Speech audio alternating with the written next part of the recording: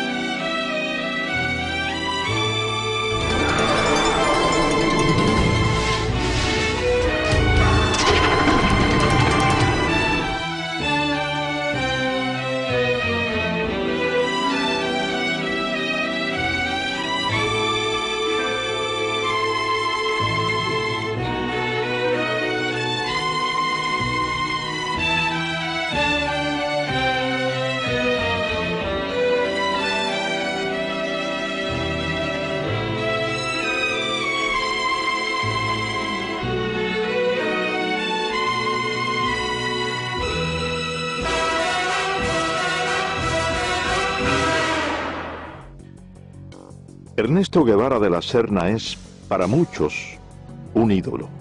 Para otros, solamente el esqueleto de un falso mito que ha tejido el cruzar de la historia. Las anécdotas sobre un joven idealista, luchador infatigable a favor de los necesitados, de un Robin Hood latinoamericano, han sido desmentidas por varios historiadores. Guevara, hasta llegar a Guatemala, no tenía formación ideológica ninguna. Era el aventurero aquel que lo que le interesaba era el juego de fútbol y la indiferencia y la fotografía que tomaba. Y entonces, cuando está allí en Guatemala, que comienza la invasión, él le escribe a su tía una carta: me estoy muriendo de la risa, no dice muriendo, dice una grosería, que no quiero repetirlo, de la risa, viendo a la gente correr por las bombitas que están tirando estos aviones. O sea, él es un espectador de aquella lucha que tiene parte del pueblo de Guatemala que respalda a Arbenz y las tropas de Castillo Armas que al fin dominan la situación y derrocan al gobierno de Arbenz. Enrique Ros, historiador e investigador, es autor de una de las más completas obras sobre la vida del guerrillero argentino, Ernesto Guevara, mito o realidad. En ese momento, Guevara decide, sin haber participado de la lucha, ingresar en la embajada argentina y fue atendido, y de nuevo lo vuelve a decir Ernesto Guevara en su diario, ¿no?, que él recibió una cortesía grandísima de la embajada porque recibía lo que él más quería, que eran periódicos de la Argentina que venían con regularidad a la embajada, y el bife, que es la carne que servían allí. Allí ya ha conocido a Hilda Gadea. Hilda Gadea es una muchacha peruana y de ideas comunistas. Y es Hilda Gadea quien empieza a formar ideológicamente a Ernesto Guevara y quien lo presenta a una serie de figuras, lo había presentado, del gobierno de Arbenz. Así que ahí es cuando él empieza a formarse. Y ya había ha hecho contacto también a través de Hilda Gadea con Ñico López, que es el primer cubano con quien él hace contacto en Guatemala. Es Ñico, el Flaco López, quien lo recluta y lo presenta al grupo de cubanos exiliados que militaban en el movimiento 26 de julio en Guatemala. De esta forma, Guevara inicia una faceta de revolucionario y posteriormente viaja junto al grupo de cubanos a México. Varios estudios apuntan a que Ernesto Guevara, a su llegada a México, ya tenía definido su carácter de hombre cruel, de ejecutor de sus potenciales enemigos. En carta dirigida a su amiga y exnovia Tita Infante, señala: si se hubieran producido esos fusilamientos, el gobierno hubiera conservado la posibilidad de devolver el golpe, refiriéndose al derrocamiento del gobierno de Jacobo Arbenz en Guatemala. Yo conocí a Guevara a mediados del año 56 en México. Ahí una cafetería, un bar que había ahí por el Zócalo, pegado ahí al Zócalo, que ahí concurría mucho revolucionarios, ¿no? De distintas tendencias, ¿no? Lázaro Guerra militó en los movimientos revolucionarios cubanos. Marchó a México en calidad de exiliado y fue uno de los sobrevivientes de la expedición del Corintia. A mí el que me presenta es Ñico López. Pero al otro día que Ñico López viene, me dice, oye, lo que te presenté, fulano, eso no sirve, ¿verdad? No te creas que vaya cualquier cosa, eso no sirve. Él no es como tú y como nosotros y como yo. Este tipo es un tipo maquiavélico, ¿sabes?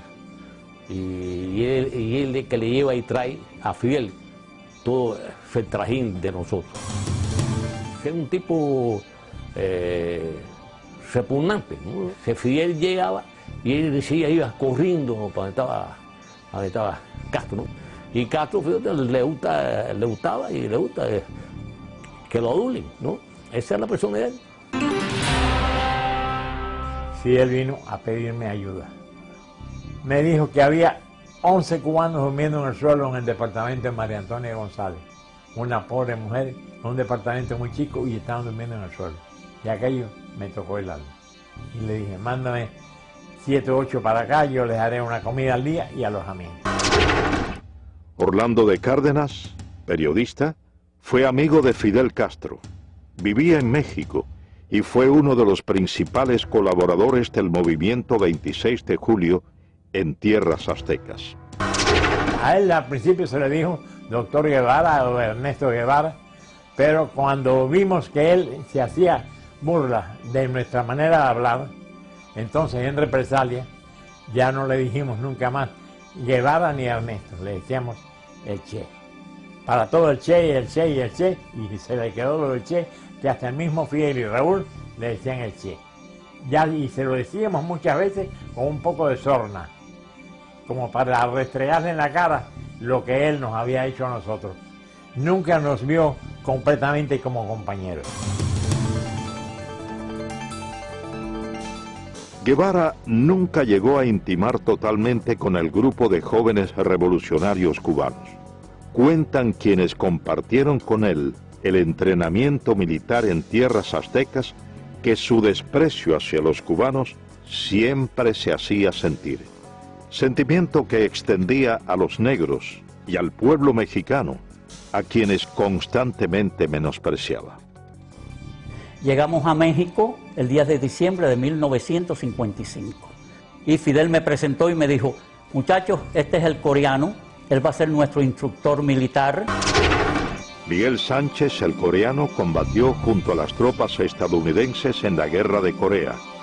Fue reclutado por Fidel Castro como instructor militar de los cubanos que se entrenaban en México.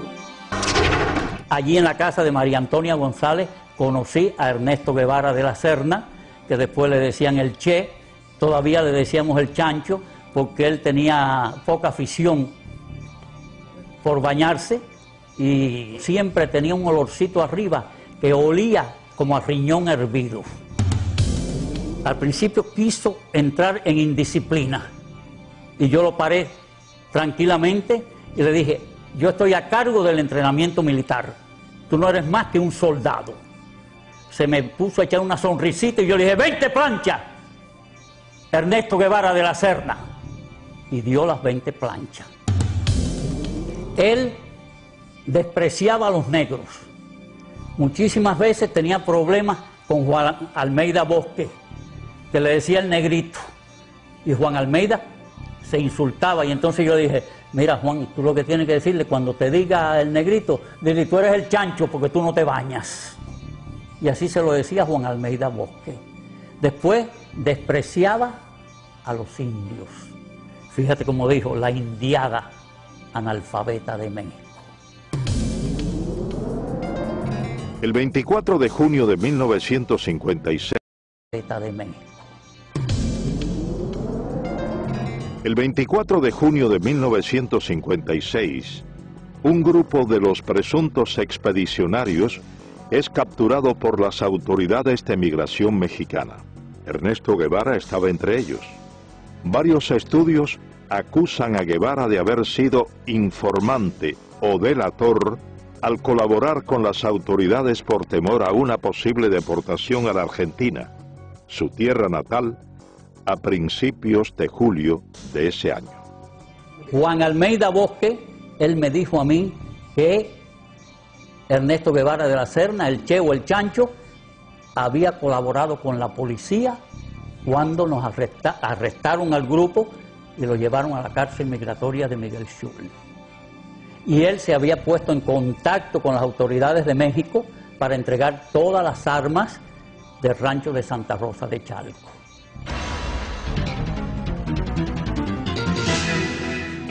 A la salida de la cárcel Miguel Schultz en México, Ernesto Guevara aún tenía dudas sobre su futuro y en particular sobre su propósito de participar en la expedición a Cuba. En carta dirigida a su madre le manifestó su intención de cambiar los planes y viajar a Europa y a la China de Mao. Finalmente, Ernesto Guevara de la Serna llegó a formar parte de la expedición del Granma, sobrevive el combate de Alegría de Pío y logra posteriormente internarse junto al reducido grupo de sobrevivientes en la Sierra Maestra. Aproximadamente 2 meses más tarde, en carta fechada enero 28 de 1957, a solo 6 días de haber reconocido matar a un hombre por primera vez en el combate de Llanos del Infierno, Guevara le expresa a su entonces esposa, la peruana Hilda Gadea, quien posteriormente la publicara en su libro Ernesto, la memoria del Che Guevara. Querida vieja, estoy en la manigua cubana, vivo y sediento de sangre. Una vez se coge un guajiro que no estaba, que según los datos, según todo coincidía que él era chivato del ejército, ¿no? Pero no había una seguridad concreta, el tipo nunca confesó. Jaime Costa fue asaltante del cuartel Moncada, expedicionario del yate Granma y comandante del ejército rebelde. Fue enviado por Castro a reagrupar a los miembros del movimiento 26 de julio, exiliados en Centroamérica. Entonces se formó el tribunal y acordamos que no hay una seguridad que él haya sido un delator de una operación. Por lo tanto, no se puede quitarle la vida. Y el Che dice, bueno, si no la quitan ustedes, se la quito yo. Entonces todo el mundo se viene mirando ahí, ¿por qué tú lo vas a matar, chico? Tú ves que tú no eres cubano. Es un cubano. Y no ha confesado que es delator.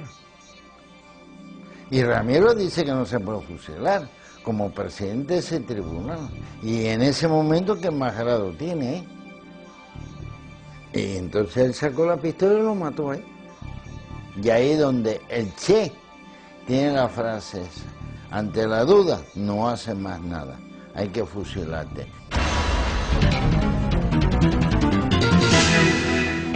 De esta forma, Guevara asesina personalmente a Eutimio Guerra, un campesino que se había unido al ejército rebelde y posteriormente dirige otras ejecuciones en la Sierra Maestra. No había que comer, es que llegamos y acampamos en la finca La Otilia, frente a las minas de Boicito. Luciano Medina fue capitán del ejército rebelde, hombre de confianza y correo de Fidel Castro. Participó en la invasión de Oriente a Occidente bajo las órdenes del comandante Camilo Cienfuegos. Llevábamos 3 días sin comer y el Che Guevara nos mandó que había que buscar un puerco. Y yo fui a casa de Carlos Sotolongo, que tenía una finquita allí cerquita de la mina, y compré un puerco que me costó 70 pesos.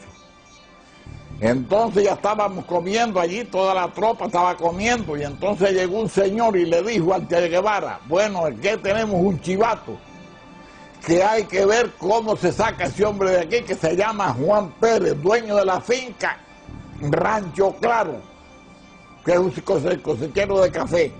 Entonces mandaron a buscar el hombre tenía 3 hijos, chiquitos de 4, 5 y 6 años, no tendrían más los chiquitos que tenía allí.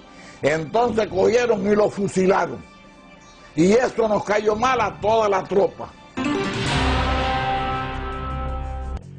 Los fusilamientos se generalizaron. Varias investigaciones responsabilizan a Ernesto Guevara por el asesinato de al menos una docena de hombres en la Sierra Maestra. En la gran mayoría de los casos, sin tener pruebas incriminatorias. Yo conocí a Ernesto Guevara en la Sierra Maestra en el mes de marzo de 1958, que como corresponsal de guerra de la revista Bohemia fui a entrevistar a Fidel Castro. Agustín Hayes fue periodista de la revista Bohemia. Pasó aproximadamente 2 meses en la Sierra Maestra y como corresponsal de guerra entrevistó a Ernesto Guevara en su campamento. Cuando yo entrevisté a Ernesto Guevara en la Sierra Maestra en marzo del año 1958, entre las cosas que yo observé de él, que tenía una personalidad despótica, dura, cruel. Por ejemplo, le pregunto por su primera esposa, por Gadea, y entonces me dice, bueno, no sé de ella ni me interesa. Entonces le pregunto, bueno, ¿usted es médico? Y entonces, sí, pero a mí no me gusta la medicina. ¿Y qué es lo que le gusta a usted? La economía. Después, con el tiempo, estudiando la personalidad de él, es cuando uno confirma que él tenía esa característica de crueldad y de odiar. Por ejemplo, él escribió cosas como esta: odio a la civilización. América será el teatro de mis aventuras. Huir de todo lo que me molesta. Donde me lleven los acontecimientos. Mi ambición de horizonte y mi fatalismo. Me interesa la nueva China por estar acorde a mis ideas políticas. Yo vivo con ese espíritu anárquico que me hace soñar horizontes. Mis amigos son amigos mientras piensen políticamente como yo. No soy moderado y trataré de no serlo nunca. Asaltaré las barricadas y trincheras, teñiré en sangre mis armas y loco de furia degollaré a cuanto vencido caiga entre mis manos. Una madrugada, uno de los que estaban en el campamento de La Plata tenía como una pesadilla y decía, mátalo, mátalo. Entonces por la mañana yo hablé con él, otras veces había hablado con él, me había dicho que era estudiante de medicina. Él se llamaba, era capitán Humberto Rodríguez. Entonces me dijo que él era el jefe del pelotón de fusilamiento, que allí fusilaban. Entonces me contó una anécdota de eso, de mátalo, mátalo. Era una de las personas que llegó un momento que él dudó y entonces le daban la orden de que tirara y él tiró. Entonces me empezó a contar de que había fusilamiento, que lo mismo fusilaban allí en el campamento de Fidel en La Plata que en el de Che, en la mesa, en la pata de la mesa. En una ocasión me dijeron que iban a haber un fusilamiento, que si yo como periodista quería verlo, yo dije que no. El camarógrafo que estaba conmigo era Guayo, Eduardo Hernández Guayo, le decíamos. Y entonces tampoco fue.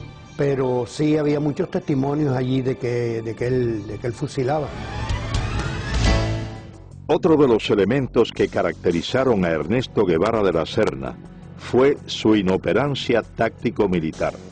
A pesar de haber sido nombrado por Fidel Castro como jefe de una de las más importantes columnas guerrilleras, afirman sus compañeros de lucha que Guevara no estaba capacitado militarmente. Yo conocí a Guevara desde antes de ser comandante yo, en la Sierra Maestra. Yo llegué a la sierra procedente de Costa Rica cuando ya había varios meses de lucha y pues nos relacionamos y me tocó hasta estar bajo las órdenes de él por un tiempito, varias semanas, y lo conocí de cerca. Uber Matos fue comandante del ejército rebelde. Tras el triunfo de la revolución castrista, fue jefe militar de la provincia de Camagüey y luego de su ruptura con Castro, cumplió 20 años de presidio político. Me confesó en cierta oportunidad que bueno, que él de cuestiones militares no sabía nada.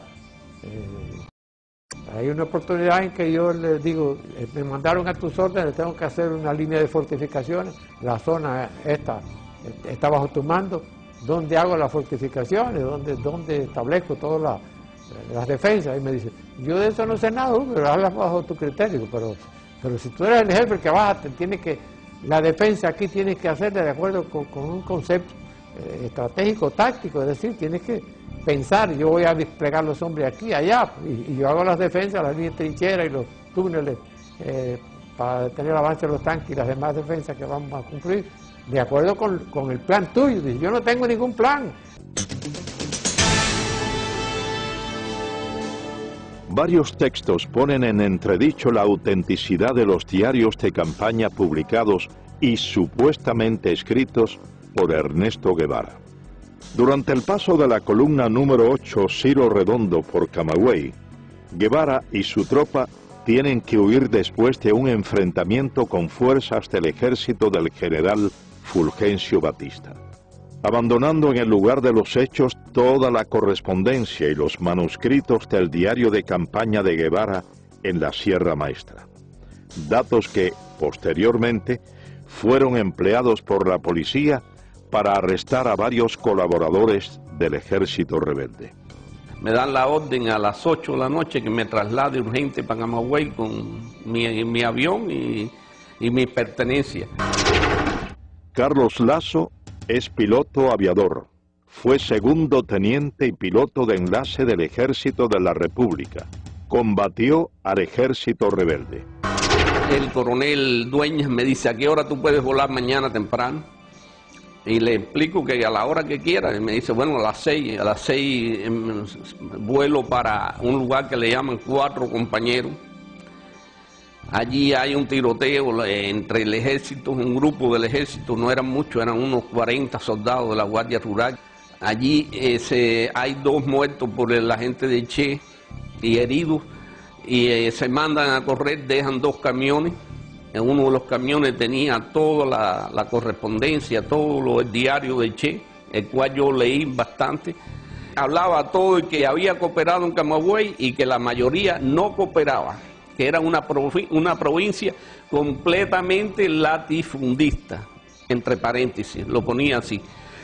Y comprometía a cantidad de personas, no solo de Camagüey, de otras provincias. Muchos pertenecían, pero muchos al Partido Comunista del pueblo que ellos hablaban, de Guaymaro, de Baraguá, de Florida, de todos esos lugares. Varias anécdotas y documentos reflejan el carácter despótico de Ernesto Guevara hacia sus subordinados. Guevara acostumbraba a humillar a los hombres bajo su mando. Yo me incorporo a la columna en un campamento que se llama El Algarrobo.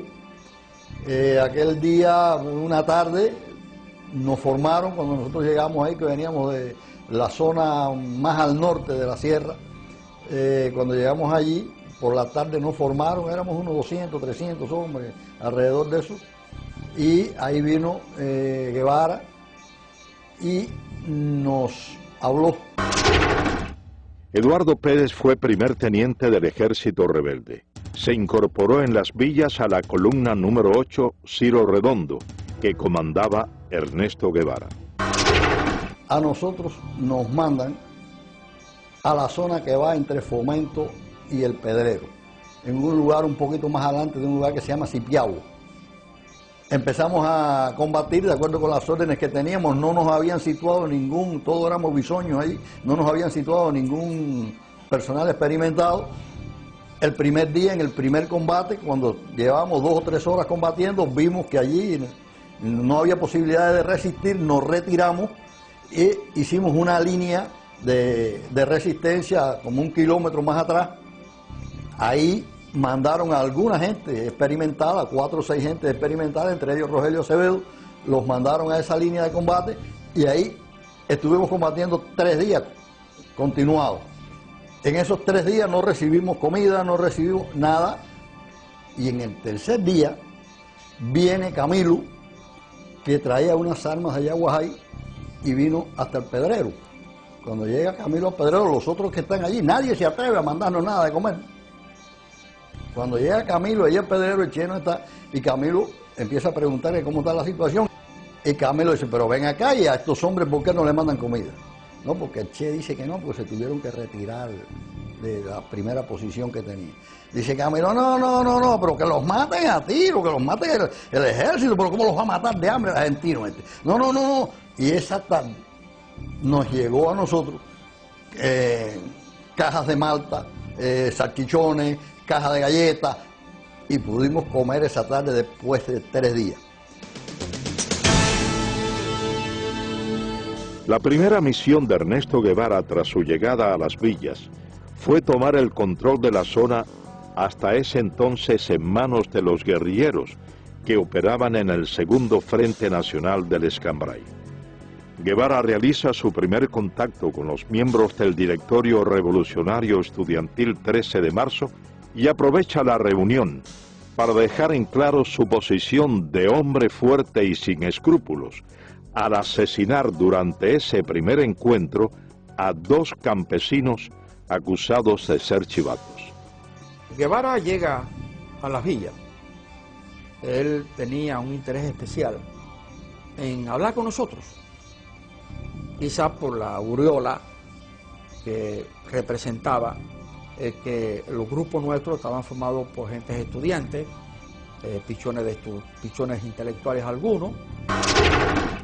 Roberto Bismarck fue capitán del Ejército Rebelde, miembro del segundo Frente Nacional del Escambray, participó en el primer encuentro conocido como el Pacto o Reunión del Pedrero. Fuimos a la reunión aquella, una reunión que tuvo lugar en el Pedrero, una sección del campamento de nosotros, y allí lo conocimos. Lo conocimos como podíamos conocer a cualquier otro. Y estuvimos conversando quizá un periodo, quizá de unas 4 o 5 horas. Ese fue el contacto mío y de nosotros con este personaje. Pensamos que este hombre no tenía ninguna intención idealista ni remotamente. Por ejemplo, un hecho que resultó bastante chocante para mi persona. Hubo una operación, una pequeña operación militar, en la cual se logró apresar algunas personas, algunos de ellos guajiros, que supuestamente habían estado colaborando, a mí no me contaba, pero eso era lo que se le adjudicaba, con el régimen de Batista. En forma arbitraria, yo fui testigo de que el Che Guevara dijo que a esa gente, como eran unos colaboradores de la llamada dictadura, había que castigarlo con la muerte. Y sin juicio previo, incluso contra la protesta, no vamos a decir protesta, contra el juicio de nosotros de que no debía de acelerarse un tipo de acción en ese momento porque no habían garantía para la persona que supuestamente estaban acusadas. El Che Guevara dijo que no, que eso había que matarlos. Y a 2 de ellos fui testigo presencial de que con su pistola los mató. Ernesto Guevara subestimó a los miembros del segundo Frente Nacional del Escambray que combatían en la zona central de la isla y no aceptó la autoridad de los comandantes que combatían en esa región montañosa. Al entrar el Che Guevara a la provincia de Las Villas, por la parte noroeste de Banao, nos encontramos con él allá, que él estaba acampado con miembros del directorio revolucionario, con el comandante Cubela. Elías Nazario fue capitán del Ejército Rebelde, miembro del segundo Frente Nacional del Escambray y ayudante personal del comandante de la Revolución, Jesús Carrera Sayas. Él y el comandante Carrera tuvieron una buena discusión, ¿no?, por la zona que se estaban disputando, ¿no?, porque ya el Che venía diciendo que era comandante en jefe del Escambray No era cierto, porque el comandante jefe del Escambray era Eloy Gutiérrez Manoyo en aquel momento. Y la discusión fue fuerte, pero fuerte, en la que Jesús le dijo, tu zona es la tuya y la mía es la mía. Y si brinca la zona mía, vamos a tener problemas. Porque Guevara nunca le contestó a él. Agachó su cabeza y dejó escapar, vaya, Y entonces intervino en esa discusión el comandante Armando Acosta Cordero, estaba el comandante Ramiro Valdés, entonces intervino en esa discusión el comandante Armando Acosta Cordero, estaba el comandante Ramiro Valdés, el capitán Olo Pantoja, cuando era capitán. Es precisamente el fusilamiento del comandante de la Revolución, Jesús Carrera Sayas, uno de los hechos que resaltan el carácter vengativo de Ernesto Guevara de la Serna.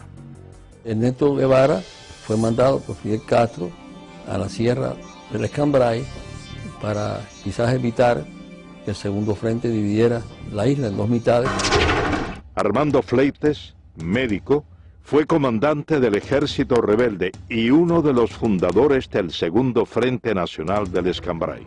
El Segundo Frente Nacional del Escambray envió como oficial para las primeras conversaciones con Ernesto Guevara al comandante Jesús Carrera. Jesús Carrera, cumpliendo los acuerdos del Segundo Frente, le dio unas cartas y se creó una situación quizás desde ese momento antagónica y difícil entre Guevara y Jesús Carrera.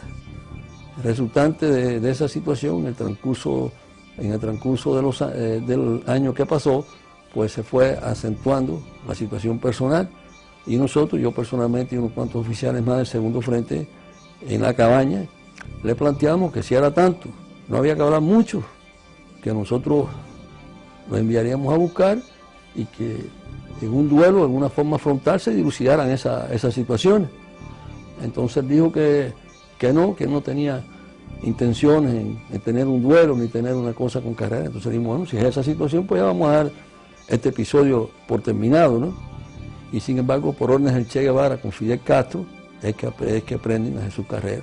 Y más tarde Jesús Carrera es fusilado, precisamente, por la persecución y por la venganza, el odio, el resentimiento y la cosa de personalidad. No quiso dilucidar como dilucidan los hombres en un frente de combate o en un duelo, sino veló la oportunidad y por la espalda lo lleva, tenía todo el poder y por la espalda le cuesta la vida. Entre las hazañas injustamente atribuidas a Ernesto Guevara de la Serna está la toma en la ciudad de Santa Clara de un supuesto tren blindado. Varios de los protagonistas de ese hecho contradicen lo expuesto por el régimen castrista y manifiestan que todo lo orquestado, más que una proeza militar, fue una traición a una negociación ya acordada por el Segundo Frente Nacional del Escambray con oficiales del ejército de Batista. El tren blindado fue una acción de traición del Che Guevara al Segundo Frente Nacional del Escambray. Lázaro Asensio, abogado y periodista, fue comandante del ejército rebelde y miembro del Segundo Frente Nacional del Escambray. Las tropas nuestras estaban peleando en la zona de Manicaragua y de Cumanayagua. Y el señor Cuso Gómez fue a verme para venir a avisarme de que el tren blindado, el famoso tren blindado, estaba dispuesto a entregarse a el Segundo Frente Nacional del Escambray. Las condiciones eran muy sencillas. El tren blindado, los elementos del tren blindado, los soldados del tren blindado iban a entrar por la zona del acueducto de Santa Clara y allí nos iban a entregar las armas con el compromiso de que ellos se quedaban allí sin pelear contra sus compañeros. Pero por filtraciones que sucedieron, el Che se entera de esa posibilidad y entonces, ¿qué es lo que hacen ellos? Atacan al tren blindado antes que darle la oportunidad que el tren blindado se entregara a nosotros y ahí se produce el ataque de Santa Clara. Es precisamente a raíz de la entrada a la ciudad de Santa Clara de la columna número 8 Ciro Redondo, comandada por Ernesto Guevara, cuando comienzan las ejecuciones indiscriminadas tal y como había ocurrido en la Sierra Maestra. Guevara ordena, sin la realización de procesos judiciales, el fusilamiento de varias decenas de personas supuestamente acusadas de haber cometido crímenes o de ser delatores del depuesto régimen. El primero que entra en Santa Clara, la ciudad estoy hablando, es el Che. Y Félix Torres, un viejo comunista de las villas, le va diciendo al Che quién eran los chivatos de Batista. Y el Che, sin más ni menos, los va cogiendo, sin interrogar, y los va matando. En eso entra el segundo que entra en Santa Clara, es Camilo. Y entonces Camilo tiene una expresión, coño, pero aquí se han bañado en vez de con agua, con sangre, porque donde quiera hay un muerto tirado en una esquina. Han acabado con este pueblo.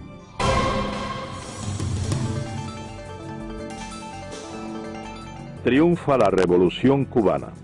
Ernesto Guevara es nombrado jefe de la fortaleza militar de La Cabaña. Guevara lanza un feroz operativo contra todos los militares del depuesto régimen. Se crea la llamada Comisión Depuradora.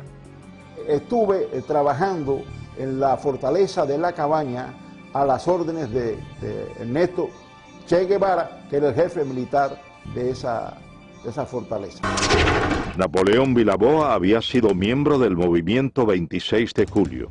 En enero de 1959 comenzó a trabajar en la llamada Comisión Depuradora en la fortaleza de La Cabaña, bajo las órdenes de Ernesto Guevara. La Comisión Depuradora es un organismo que se crea, lo crea el gobierno de Fidel Castro con el pretexto de depurar las Fuerzas Armadas en Cuba.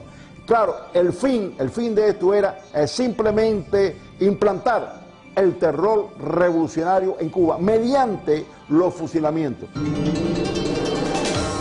Esos fusilamientos eran una cosa arbitraria, porque los infelices que llevaban allí ya estaban previamente sentenciados a muerte, como en el caso, por ejemplo, del primer teniente José Castaño, que había sido jefe del BRAC y que fue asesinado personalmente por el Che Guevara en su propia oficina, y contra el cual no había ningún tipo de pretexto legal para poder fusilar, porque este señor ni había matado ni había torturado a nadie durante el régimen de Fulgencio Batista. Mi padre fue asesinado por Ernesto Guevara el 7 de marzo de 1959. La razón por la cual Ernesto Guevara mata a mi padre es por la razón de que mi padre tenía un extenso conocimiento sobre las actividades comunistas en Cuba. Desde hacía 2 o 3 años, mi padre era el segundo jefe, primeramente del Servicio de Inteligencia Militar y después del BRAC, que era el Buró de Represión de Actividades Anticomunistas. Mi padre poseía uno de los mejores archivos de todo el sistema comunista que funcionaba en aquel entonces en todo Centro y Suramérica. Las condiciones en las que fue asesinado, él estaba preso en La Cabaña desde hacía aproximadamente 3 meses, y cuando llegó el juicio, que se hizo el 6 de marzo, se hizo un juicio que prácticamente no tenía sentido.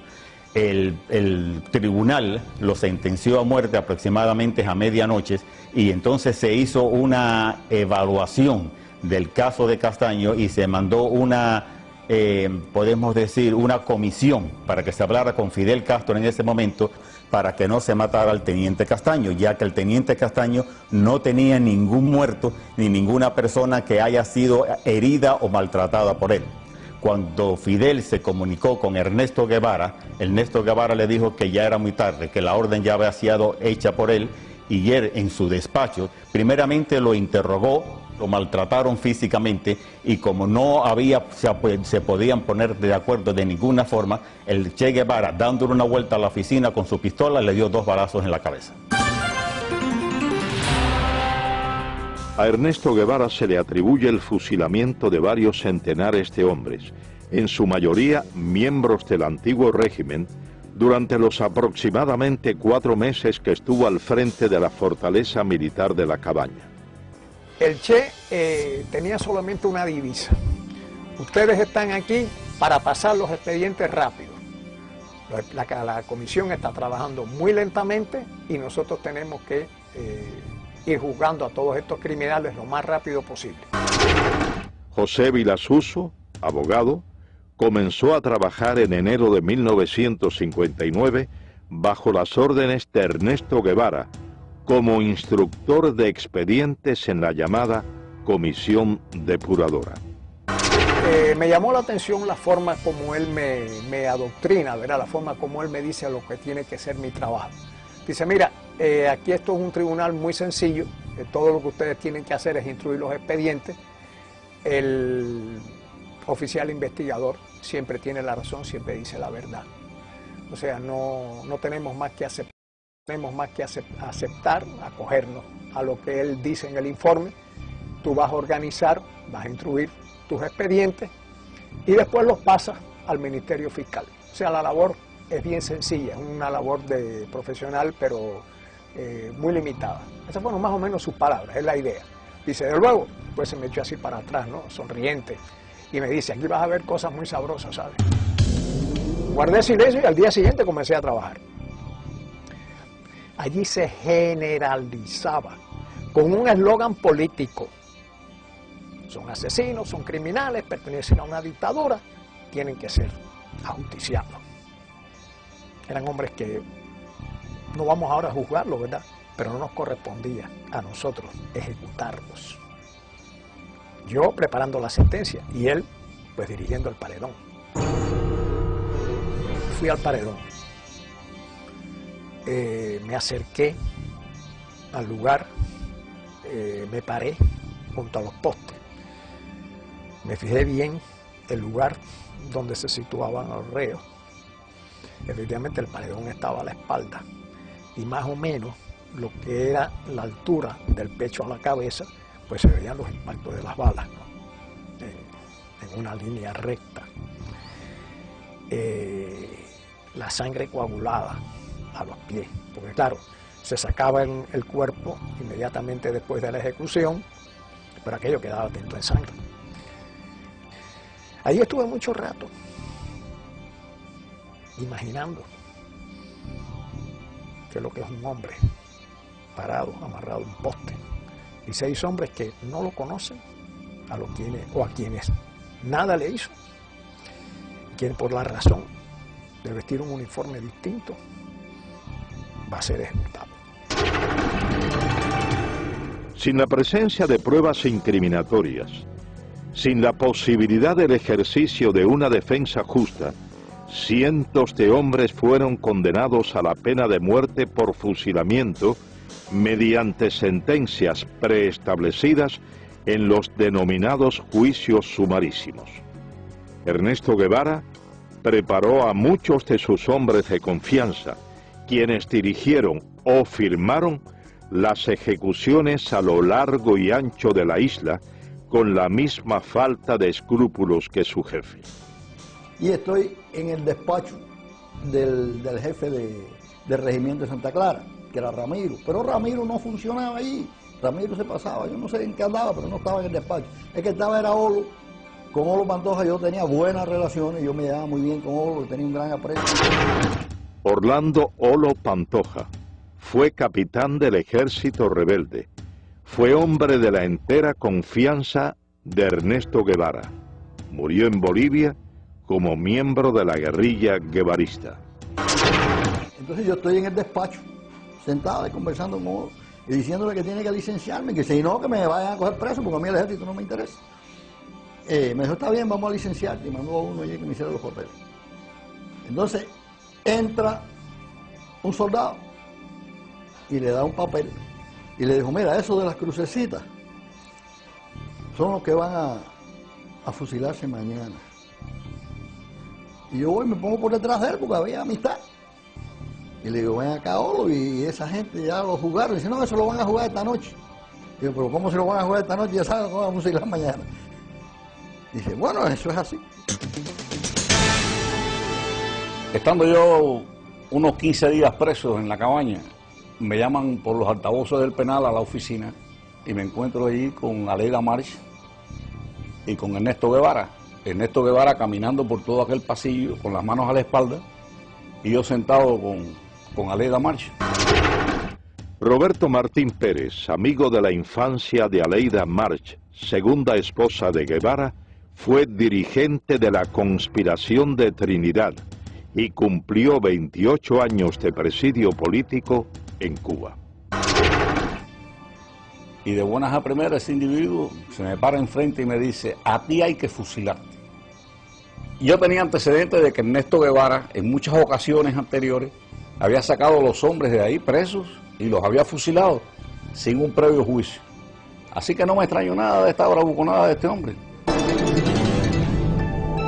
En las gestiones que estábamos haciendo para tratar de salvar a mi hermano antes del juicio final, yo había ido a la cabaña con el ingeniero Viamonte, que trabajaba conmigo en la compañía de electricidad, a ver a Guevara, ya que él había estado alzado con él en la sierra. Entonces Guevara lo recibió muy bien, allá con las patas encaramadas arriba de un escritorio, sin zapatos, rascándose los chicotes ahí como si fuera no sé ni qué. A mí me causó muy mala impresión. Me vi la cara de hipócrita, de sinvergüenza que tenía, desde luego. Entonces el ingeniero empezó a explicar. Y él le dijo: no, aquí no hay toalla para nadie. Dijo: no, no es cuestión de toalla, es cuestión de que están cometiendo un error. La revolución está cometiendo un error y es un inocente, muchacho joven. Y no. Él vestía el uniforme de Batista, decía. El uniforme azul de Batista, que no era de Batista, era de la República. Pero no hay toalla para nadie. Casi que nos botó de allí, desde luego. Y se dirigió a uno que tenía al lado y le dijo: oye, encarga tres cajas más, que estos van para allá. Uno de los elementos más distintivos del carácter criminal de Ernesto Guevara fue su desprecio, no solo hacia los hombres y mujeres condenados por él, a quienes consideraba sus enemigos, sino también a los familiares de estos. Este incidente durante un día de visitas a los prisioneros en la fortaleza militar de la Cabaña da prueba de ello. Aquella parte estaba lleno de mujeres, unas que iban a ver a los esposos, otras a los hijos, otras a los hermanos. Y entonces en eso abrieron la puerta de atrás y todas las mujeres se arrimaron a ver y que saliera una máquina. Entonces las mujeres todas rodearon la máquina y empezaron a decirle que qué pasaba, que por favor que los dejara entrar a ver a sus familiares, que hacía días que no lo veían, que le llevaban comida y le llevábamos de todo. Y entonces él eso sí nos miró con una cara de estúpido y nos dijo: están castigados y hoy no hay visita para nadie. Al decir eso, todas las mujeres empezaron a gritar y empezaron a coger el carro y a darle por un lado y por el otro y por el otro, y lo movían todo.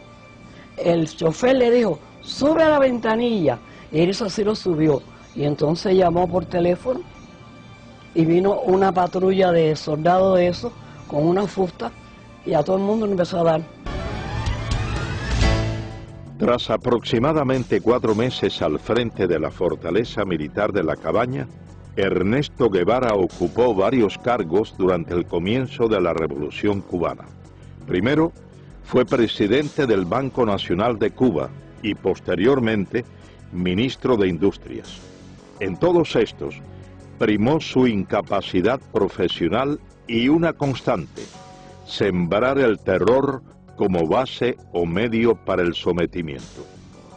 Yo conocí a Ernesto Guevara en el año 1959, cuando Felipe Paso, que con la revolución lo nombraron presidente del Banco Nacional, me citó para diseñar lo que hoy es el Hospital Ifigenia Mejeira, ¿no? Nicolás Quintana, arquitecto, fue designado para diseñar el edificio del Banco Nacional de Cuba, posteriormente transformado en el Hospital Hermanos Almejeira. Cuando Ernesto Guevara sustituye a Pasos en el Banco Nacional, lo primero que hace, como que éramos los arquitectos del edificio, nos invita a mi socio Miguel Ángel Moenque y a mí. Yo me encuentro a este señor en el despacho donde tantas veces yo había ido, ¿no? Cuando Felipe estaba, con los pies arriba de las mesas, una bota se la había quitado, las medias estaban rotas y me acuerdo todavía como si fuera hoy los dedos que se meneaban. Y a mí aquello me pareció una cosa kafkiana, ¿no? Porque me pareció increíble que el presidente del Banco Nacional de Cuba fuera ese personaje que estaba sentado allí. Entonces su primera frase fue: usted es burgués, ¿no? No sé por qué, me la cogió conmigo, ¿no? Yo dije: no, comandante, yo no soy burgués. Ah, ahora usted es revolucionario. No, yo no soy revolucionario. Burgués era mi bodeguero. Yo soy gran burgués.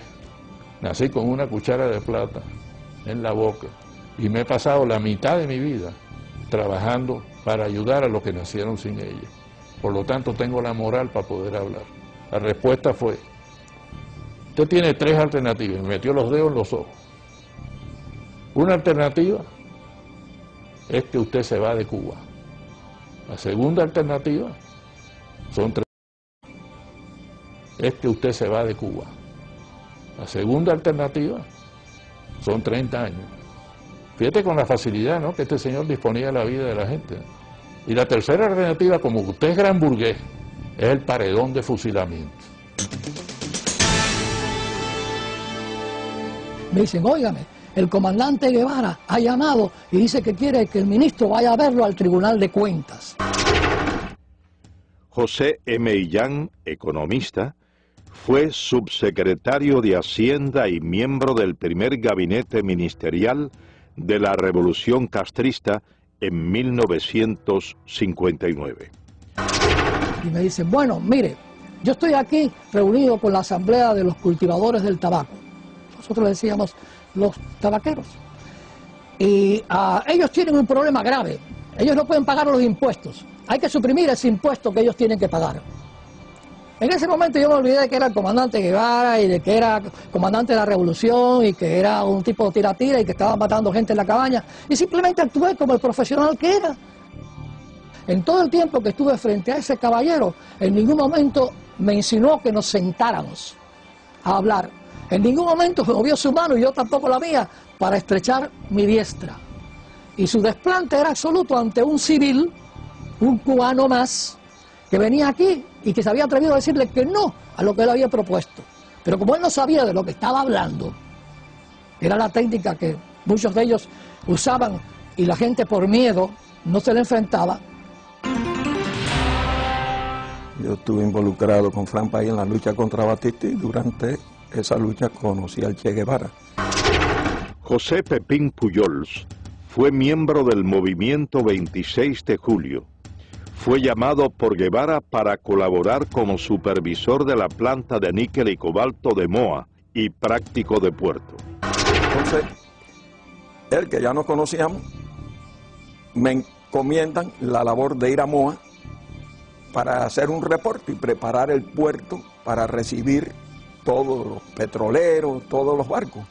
Y cuando yo vuelvo en una de las tantas reuniones que tuvimos en La Habana, entró un ayudante del Che con un montón de papeles y se quedó parado. Entonces el Che le dijo: ¿qué quieres? Le dice: pasa que estos son revolucionarios. Los papeles eran los fusilamientos del día siguiente. Él cogió todos los papeles, los firmó sin mirar, porque no importaba quién fusilaba, había que fusilar para sembrar el terror. Entonces muchos de los ingenieros jóvenes hablaban con él bajo la intimidación que tenía, de esa arrogancia, de decirte: la revolución no tiene a menos fusilar al mejor de los comandantes, así que no es nada fusilar al mejor de los ingenieros. Todo el mundo trabajaba bajo esa presión de no equivocarte. Entonces tú te limitabas a hacer las cosas en la manera más segura. Como práctico de puerto, es un riesgo entrar un barco de noche. Pues no, cerré el puerto y el barco se tenía que quedar esperando allá afuera, que le costaba, incrementaba el costo de demoras. Pero todo el mundo empieza a trabajar con temor. Ernesto Guevara de la Serna, a pesar de ser tan cruel y despiadado con sus enemigos políticos y practicar el despotismo en exceso y en ocasiones la indiferencia con sus subordinados, siempre sintió temor al enfrentar a Fidel Castro.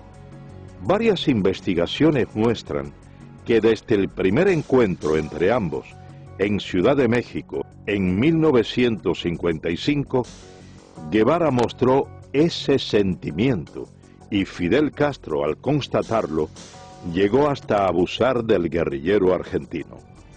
Mientras yo esperaba allí en el tercer piso, hablando con Fidel, ese día que me empezó a preguntar cómo andaban las cosas, y yo igual. José Ignacio Rasco, abogado, compañero de Fidel Castro durante 11 años de la etapa estudiantil, fue llamado por este a colaborar con la revolución en el año del triunfo insurreccional. Y en eso llega el Che Guevara, y el Che Guevara le dice algo a Fidel que había que proteger a un señor que estaba acusado de que podía traicionar a la causa revolucionaria y que había que fusilarlo. Y entonces Fidel ha cogido por la solapa al señor Che Guevara y pero Che, no seas idiota, no te acobardes, si tú quieres lo fusilas, si te parece mejor lo pones en un avión y lo mandas para el exilio, o si no lo dejas que se pudre en la cabaña. Esta anécdota, a mi juicio, retrata cómo era la sumisión de el Che Guevara a Fidel Castro en aquellos momentos ya. Es decir, siempre le tenía pánico, le tenía miedo. Podían discutir mucho, pero al final el Che siempre agachaba la cabeza. Tras apenas 4 años de haber llegado al poder, Ernesto Guevara se convierte en una de las principales banderas propagandísticas de la Revolución cubana. Durante su intervención ante la Asamblea General de las Naciones Unidas, el 11 de diciembre de 1964, Guevara, haciendo uso de su derecho a réplica y debido a las constantes interrogantes de los delegados presentes, reconoce la realización de ejecuciones en la isla. Fusilamientos, sí, hemos fusilado, fusilamos y seguiremos fusilando mientras sea necesario. Nuestra lucha es una lucha a muerte. Es precisamente el empleo de la pena de muerte como método para la instauración del terror una de las constantes que caracterizaron a Guevara, quien identificó a los Estados Unidos como su principal enemigo y desató contra este y el denominado imperialismo yanqui una guerra sin cuartel, recabando en los partidos comunistas de Asia, África y América Latina fundamentalmente el apoyo para emprender tales acciones, acciones consideradas hoy como terroristas. Durante su mensaje a la Tricontinental, Guevara proclama textualmente: el odio como factor de lucha, el odio intransigente al enemigo, que impulsa más allá de las limitaciones naturales del ser humano y lo convierte en una efectiva, violenta, selectiva y fría máquina de matar. Nuestros soldados tienen que ser así. Un pueblo sin odio no puede triunfar sobre un enemigo brutal. Seguidamente, Ernesto Guevara expresa una frase considerada por varios investigadores como uno de los fundamentos del terrorismo moderno. Hay que llevar la guerra hasta donde el enemigo la lleve, a su casa, a sus lugares de diversión, hacerla total. Hay que impedirle tener un minuto de tranquilidad, un minuto de sosiego fuera de sus cuarteles, y aún dentro de los mismos, atacarlo donde quiera que se encuentre, hacerlo sentir una fiera acosada por cada lugar que transite. Ernesto Guevara organiza un grupo guerrillero en Cuba, parte a África. El Congo es el país escogido como punto detonante de la supuesta guerrilla africana. Y llega Guevara al Congo, participa en una serie de batallas, pierde todas las batallas, nadie lo atiende, los dirigentes del Congo no le prestan atención, nos dice que Kabila lo tiene a él como un becario, así como cero a la izquierda, y entonces pierde. Las naciones que rodean al Congo exigen que salgan del Congo los tropas extranjeras, y las tropas extranjeras eran las de Sudáfrica que estaban allí, y también las de Guevara, el grupo cubano. y se ve obligado a salir del Congo. Pero él no quería regresar a Cuba, porque él ya sabía la enemistad que sentía Castro hacia él. Y hubo una gran presión.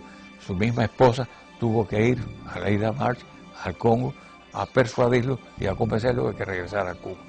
Entonces él allí ya ha organizado la idea de ir a Bolivia, porque ya Guevara no cabía en la isla de Cuba junto a Fidel. Tras ser derrotado en África, Guevara regresa a la isla y prepara una nueva aventura. Esta vez, el blanco escogido es Latinoamérica. Junto a un reducido grupo de hombres de confianza, marcha a Bolivia. El 31 de diciembre de 1966 se produce muy cercano a la finca Ñancauazú en Bolivia el histórico encuentro entre Ernesto Guevara de la Serna y Mario Monge Molina, secretario general del Partido Comunista Boliviano.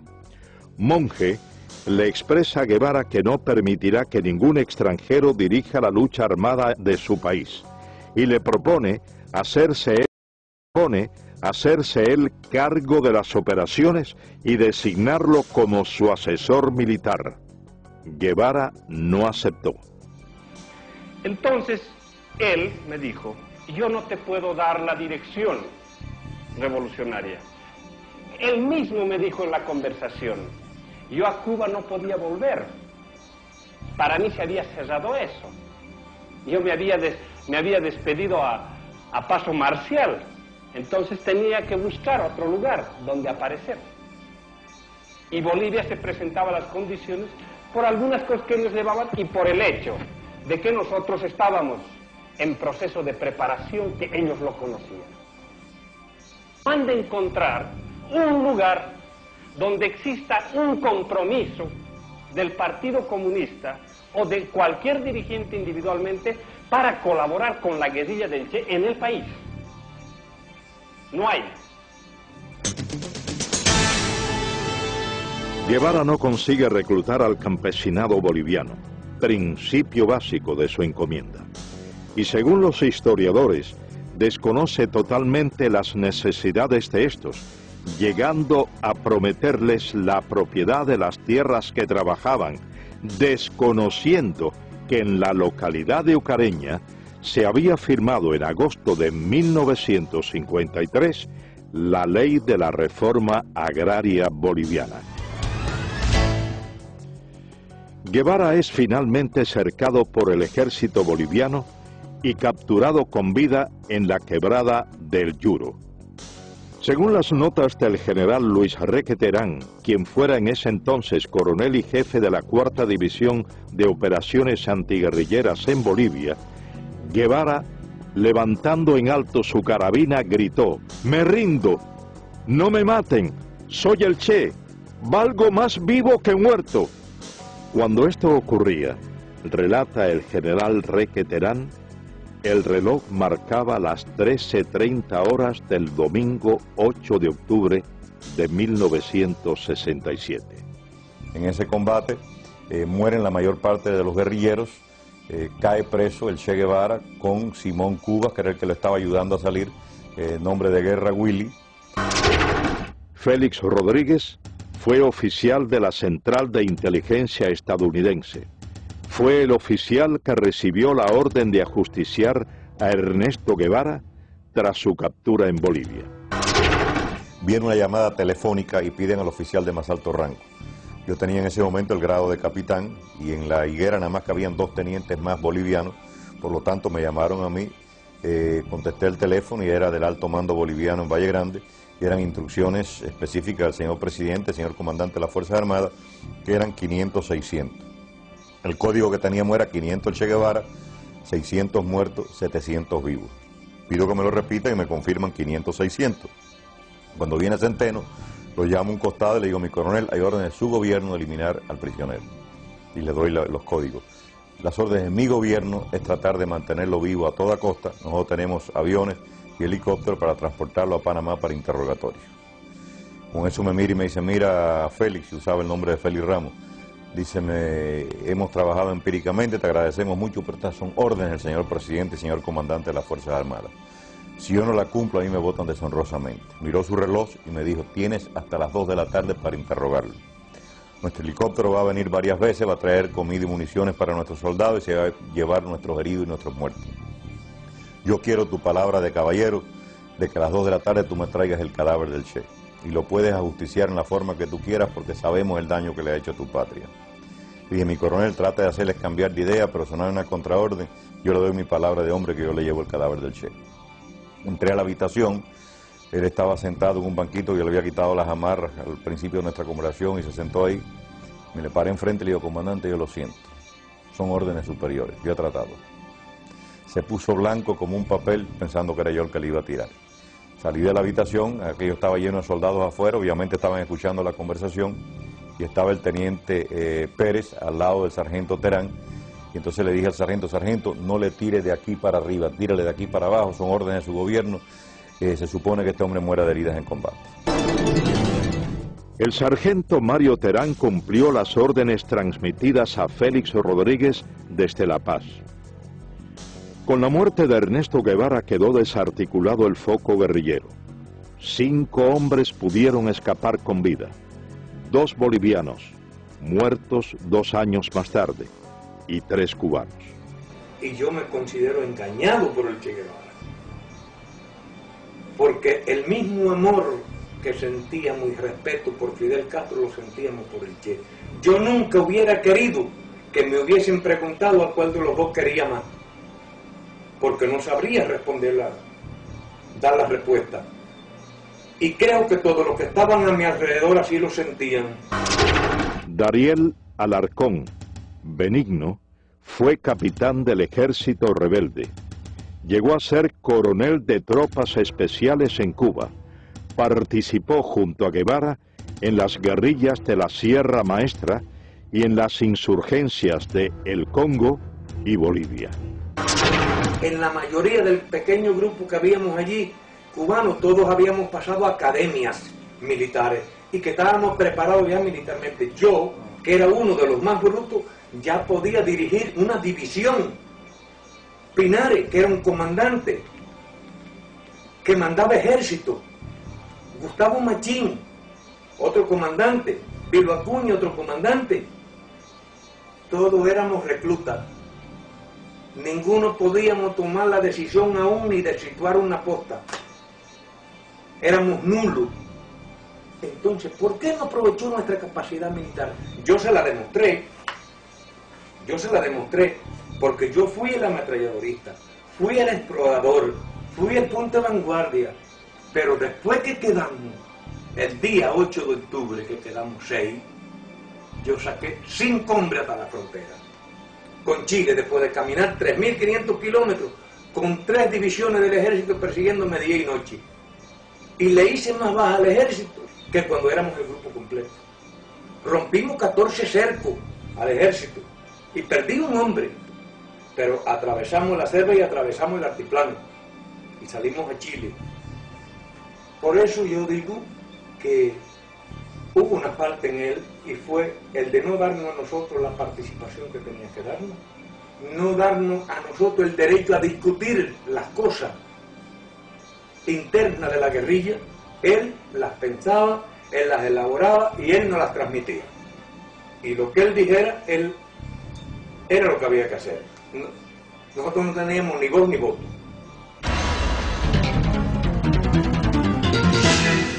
Ernesto Guevara de la Serna finalizó su aventura como guerrillero en La Higuera el 8 de octubre de 1967. A casi 4 décadas de su muerte, para unos queda el mito, para otros solo el recuerdo de una pesadilla.